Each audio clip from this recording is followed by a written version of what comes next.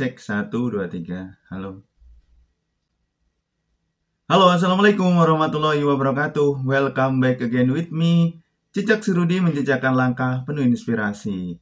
Halo teman-teman, apa kabarnya? Semoga kabar teman-teman hari ini selalu sehat ya, dilancarkan urusannya dan dimudahkan rezekinya oleh Allah Subhanahu wa Ta'ala. Amin ya Robbal 'Alamin.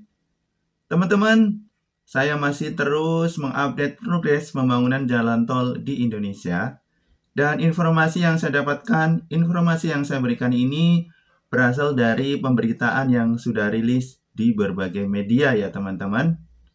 Nah teman-teman, di konten kali ini saya masih mengupdate lagi mengenai progres pembangunan jalan tol Getaci.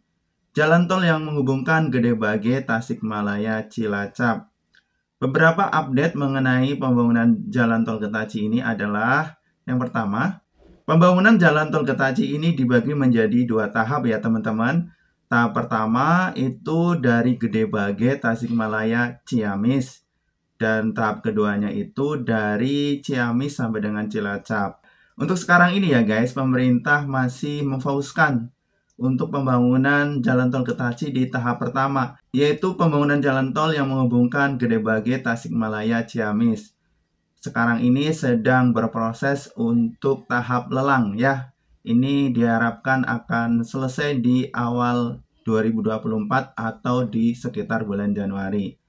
Yang kedua, untuk pembangunan di tahap pertama ini, untuk pembangunan jalan tol trase Gede Bage sampai dengan Garut Utara saat ini sudah memasuki proses pembebasan lahan dan pembayaran uang ganti rugi ya. Diharapkan di awal tahun 2024 nanti sudah mulai tahap konstruksi, yaitu pembangunan fisik.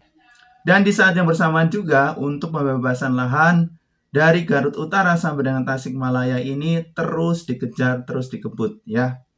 Di konten sebelumnya saya juga telah membuat daftar nama-nama desa yang terkena dampak pembangunan jalan tol Getaci ya. Ada yang di Kabupaten Tasikmalaya, ada juga yang di Kabupaten Ciamis. Lalu untuk Kabupaten Pangandaran, desa mana saja sih yang terdampak dengan pembangunan jalan tol Getaci ini? Nah, ini saya coba cari informasinya ya. Desa mana saja yang terkena dampak pembangunan jalan tol Getaci di Kabupaten Pangandaran. Ngomong-ngomong soal Pangandaran ini, Pantai Pangandaran ini cukup terkenal dan diharapkan dengan pembangunan jalan tol pastinya akan membantu promosi wisata, akan lebih memaksimalkan lagi potensi-potensi wisata yang ada di Kabupaten Pangandaran. Kira-kira desa mana saja sih yang terkena dampak pembangunan jalan tol di Kabupaten Pangandaran?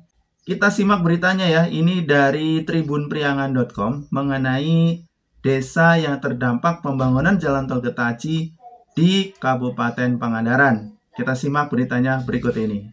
Untuk menjawab pertanyaan desa mana saja sih yang terdampak pembangunan jalan tol Getaci di Kabupaten Pangandaran? Nah, ini kita simak beritanya saja ya guys. Tol Getaci akan mengaspal 9 desa dan 1 kecamatan di Kabupaten Pangandaran. Fakta dan informasi ini terkuak saat pemerintah menggulirkan pembangunan tol Getaci. Saat ini prosesnya sedang pendaftaran lelang yang akan berlangsung sampai dengan awal tahun 2024. Progres pembangunannya baru pada tahap lelang sampai Kabupaten Ciamis.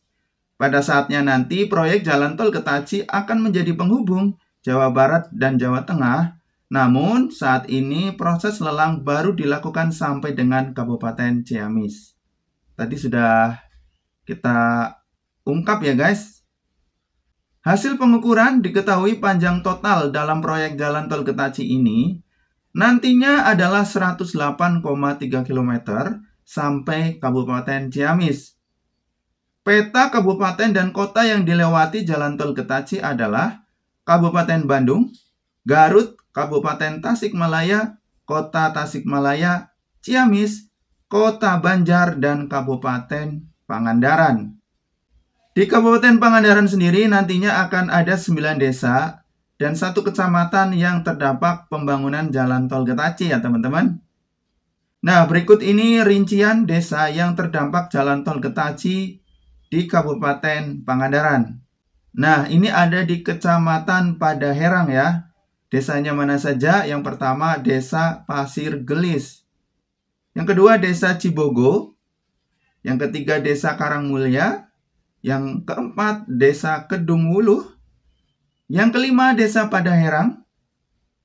6, Desa Karangsari. 7, Desa Karangpawitan.